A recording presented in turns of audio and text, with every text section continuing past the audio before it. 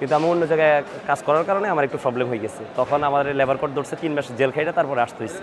আবার next time যদি আমার ধরতে পারে হয়তো বা তখন জরিমানার সাথে সাথে বাংলাদেশে দুটোই হবে। এমন এসি চালাই মানুষের মাইরা দেয়, ঠান্ডা করে একদম মানুষের অবস্থা খারাপ করে দেয়। বা এক কফিল থেকে আরেক কফির আন্ডারে কাজ করতে হলে আজের হওয়া লাগে, আজের হইতেও টাকা লাগে, সব কিছুতে ভাই টাকা। শতকরা 99% মানুষে আকামা আছে কিন্তু আজের নাই অনেকের।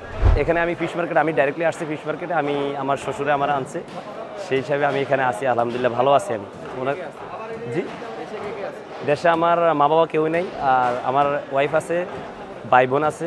ভাই থাকে আমার ওমানে বাইরের ওয়াইফকে নিয়ে, আর আমার বোনেরা আছে 3 বোন, আর আমার ওয়াইফ আছে, আমার 2টা বাচ্চা আছে, একটা ছেলে একটা মেয়ে আছে। আমি সৌদি আরব 2 বছর, তার আগে আমি ওমান ছিলাম 1.5 বছর 2016-তে। ওমান থেকে আসছি ওই যে আমার না, ওইখানে আমার বাইরের কাছে ছিলাম, বাট ওইখানে সব কিছু ওকে ছিল আমার, কিন্তু আমি অন্য জায়গায় কাজ করার কারণে আমার একটু প্রবলেম হয়ে গেছে। তখন আমার লেবার কোড ধরছে 3 মাস জেল খাইটা তারপরে আসতে হয়েছে।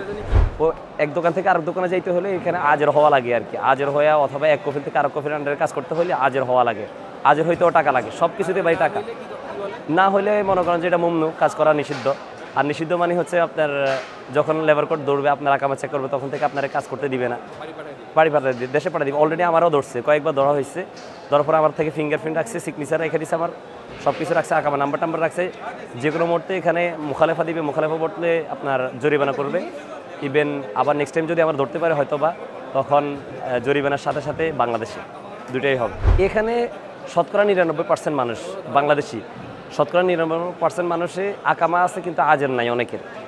এই কারণে মানে অনেকে ভিতরে কাজ করতেছে মোটামুটি। কেউ আজের বলতে মানে ট্রান্সফার পেপার, আজের, এটা আরবি শব্দ হচ্ছে আজের আর কি। হ্যাঁ, এটার জন্য এটাকে আজের বলা হয় আর কি। তো এটা অনেকের আছে, অনেকের আবার নাই, সেই সুবাদে একটু ঝামেলা আর কি। আর যারা সেফলি কাজ করতেছে তাদের জন্য তো আলহামদুলিল্লাহ। আর যেদিন নসিব খারাপ হবে ওই দিন তো সব শেষ। ধরা পড়লে বাংলাদেশে আগে প্রথমত জেল খাটবো, তারপর অনেকে দেখা গেছে জরিমানা দিতে হয়। হ্যাঁ, অনেক সমস্যা হয় জেল খাটের। জেলের ভিতরে আমি ওমানে জেল খাটছি, জেলের ভিতরে যথেষ্ট কষ্ট পাই। 3 মাস 5 দিন জেল খাটছি আমি, বহুত কষ্ট।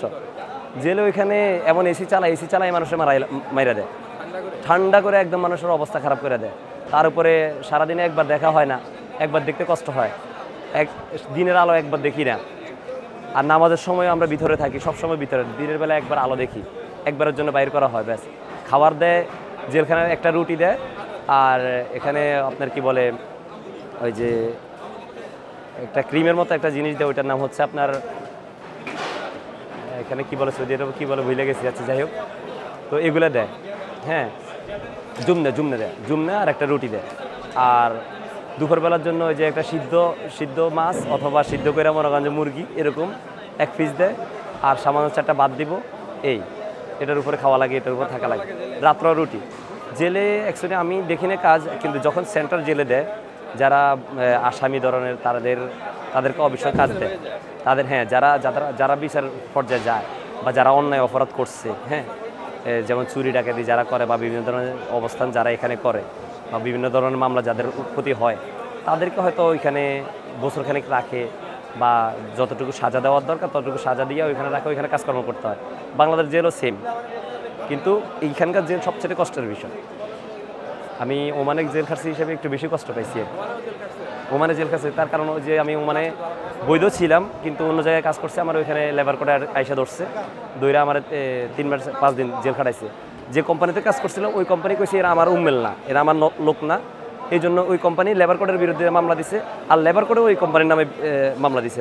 মামলা দেওয়াতে আমরা এতদিন জেল খাটতে হয়েছে। না হয় হুকুমার নিয়মে আমরা এতদিন জেল খাটি না, 3-4 দিন বা 1 সপ্তাহের ভিতরে চলে যাওয়ার কথা, কিন্তু ওই মামলার কারণে আমরা ফাঁসে গেছি।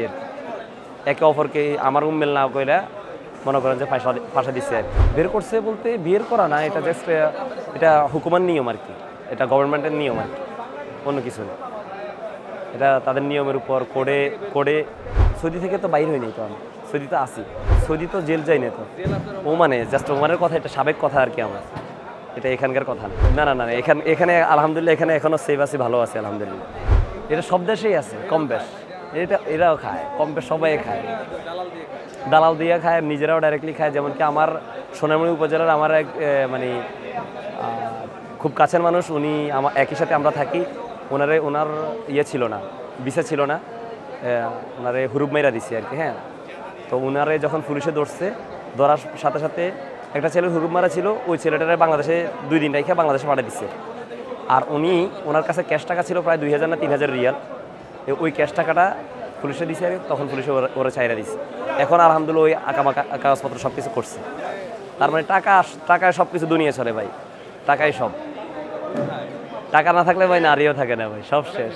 না না, এটা সচরাচর টের পাওয়া যায় না, মাঝে মধ্যে টের পাওয়া যায় আর কি, সচরাচর পাওয়া যায় না টের। এটা গোপনে আসে আর কি বিশেষ।